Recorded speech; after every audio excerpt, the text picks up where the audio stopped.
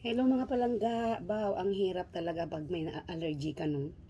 Kasi, pinipili mo yung kinakain mo at natatakot ka pag kinain mo yung mga bawal na food. So, gutom ako kanina pa ako hindi nakapag-lunch kasi yung ah, um, ulam namin diri is beef. So, hindi ako pwede sa beef. Hindi na ako pwede sa chicken. Oh my God, kasasawa na yung mga istautan. So, pabalik-balik ako kanina sa downstairs kung anong makain ko doon. Wala naman ako makaon. Buti na lang, binilan ako ng asawa ko outside. Oh. So, ito lang ang aking lunch. Gutom-gutom ako. Kasabala lang. It's hard kung paano ka makakain sa payat ko na. But, even payat ako ha, wala akong maintenance. Yan. Yan lang talaga pinipili mo yung kinakain mo. Gutom na ako, so ito na lang yung lunch ko. 2 o'clock onward na. Grabe, no? Natatakot ako magkain ng mga bawal kasi meron akong ng lista, binigyan ako ng doktor kung ano yung mga bawal na foods. Marami. Bangus, itlog. Sa fruits merong banana, papaya, hindi ako pwede.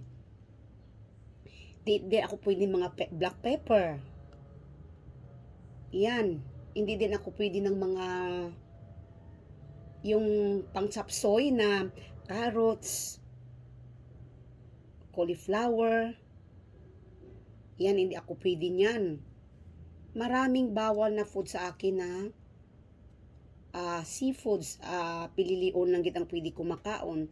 So, probably, ang i-prior mo na lang is utan ba't nakakasawa man, no? Kado po mawala na ito. Paano kaya ito mawawala, no?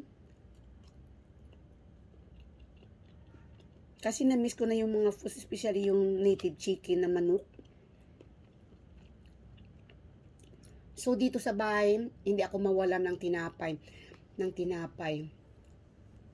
At prutas na pwede sa akin. So, paki-comment namin dyan kung anong pwede magawa.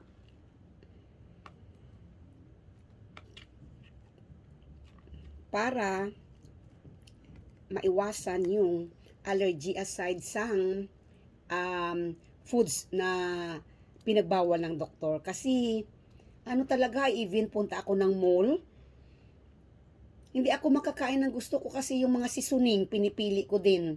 Bawal din yung mga seasoning. So, paki-comment dyan kung anong pwede ma-advise dyan para mawawala na itong allergy ko. Have a blessed day for today. La la la. Yan.